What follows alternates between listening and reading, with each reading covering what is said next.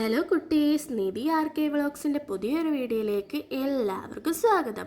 നമ്മൾ ഇന്നിവിടെ ഉണ്ടാക്കാൻ പോകുന്നത് ചെമ്മീൻ മുളക് തീയലാണ്. അതിനാവശ്യ സാധനം ചെമ്മീൻ, 3 കിഴങ്ങ്, 2 തക്കാളി, 2 സവാള, 3 പച്ചമുളക് ആണ്. ഇത് നന്നായിട്ട് വൃത്തിയാക്കി എടുക്കണം. വൃത്തിയാക്കി കഴുകിയതിന് ശേഷം ഒന്ന് ചതുരത്തി അരിഞ്ഞ് നമുക്കിത് വൃത്തിയാക്കി എടുക്കണം. ചതുരത്തി അതിൻ്റെ കൂട്ടത്തിൽ കുറച്ച് കറിവേപ്പിലയും കൂടെ എടുക്കണേ. അരിഞ്ഞ് നമ്മളിവിടെ സെറ്റാക്കി വെച്ചിട്ടുണ്ട്. അരിഞ്ഞ സാധനങ്ങളാണ് ഇതൊക്കെ. നമുക്ക് ഗ്യാസ് ഒന്ന് കത്തിച്ച് നമുക്ക് ചട്ടി ചൂടാക്കാൻ വെക്കാം. ചട്ടി ചൂടായി വരുമ്പോൾ നമുക്കതിലേക്ക് കുറച്ച് വെളിച്ചെണ്ണ ഒഴിച്ചു കൊടുക്കാം. വെളിച്ചെണ്ണ ഒന്ന് ചൂടായി വരുമ്പോഴത്തേക്കും കടുകുകൾ പൊട്ടിക്കാം. കടുകുകളൊന്ന് പൊട്ടി വരുമ്പോഴത്തേക്കും നമുക്കതിലേക്ക് പച്ചമുളക്, കറിവേപ്പില, ആവശ്യത്തിന് വെച്ചിരിക്കുന്ന സവാളയും കൂടെ ചേർത്ത് പെട്ടെന്ന് വരളാൻ വേണ്ടിയിട്ട് നമ്മൾ ഇതിലേക്ക് ഉപ്പും കൂടെ ചേർക്കുന്നുണ്ട്. വരണ്ടതിന് ശേഷം പൊടി ഐറ്റംസ് ചേർക്കാം. മല്ലിപ്പൊടി, മുളക് പൊടി, മഞ്ഞൾപ്പൊടി, ഗരം മസാല. നമ്മൾ ഷോർട്സ് വീഡിയോയ്ക്കകത്ത് വിട്ടുപോയ ഒരു കാര്യം കൂടെ ഉണ്ട്, ഇച്ചിരി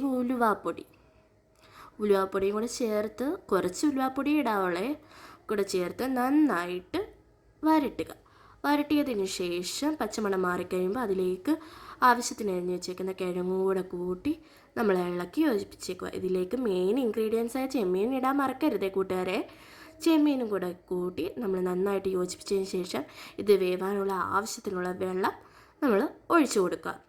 വെള്ളം ഒഴിച്ചതിന് ശേഷം അതിലേക്ക് ആവശ്യത്തിനുള്ള ഉപ്പ് ഇട്ട് കൊടുക്കുക. ഇവിടെ ആവശ്യത്തിന് ഉള്ള ഉപ്പ് അമ്മ ഇട്ട് കൊടുത്തിട്ടുണ്ട്. എൻ്റെ അമ്മയാണ് ഈ കറി ഉണ്ടാക്കിയത്. ഒന്ന് തിളയായി കഴിയുമ്പോഴത്തേക്കും നമ്മളതൊന്ന് ഉപ്പ് കറക്റ്റാണോ എന്ന് നോക്കുക. ആവശ്യത്തിനുള്ള ഉപ്പൊക്കെ ഇട്ട് കറക്റ്റായി കഴിയുമ്പോഴത്തേക്കും അതിലേക്ക് ആവശ്യമായ തക്കാളികൾ ഒന്ന് ചെറുതായിട്ട് അരിഞ്ഞത് കൂടി ഇട്ട് ചേർക്കണം.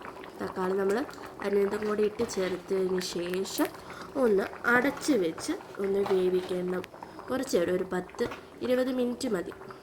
ഒന്ന് അടച്ച് വെച്ച് ഇളക്കിയതിന് ശേഷം അതിലേക്ക് കുറച്ച് കറിവേപ്പിലയും കൂടെ നമ്മൾ തൂക്കി കൊടുക്കുന്നുണ്ട്. കറിവേപ്പിലയും കൂടി ഇട്ടതിന് ശേഷം നമ്മളതൊന്ന് അടച്ച് വെച്ച് നമ്മൾ തീ ഓഫ് ചെയ്യണം.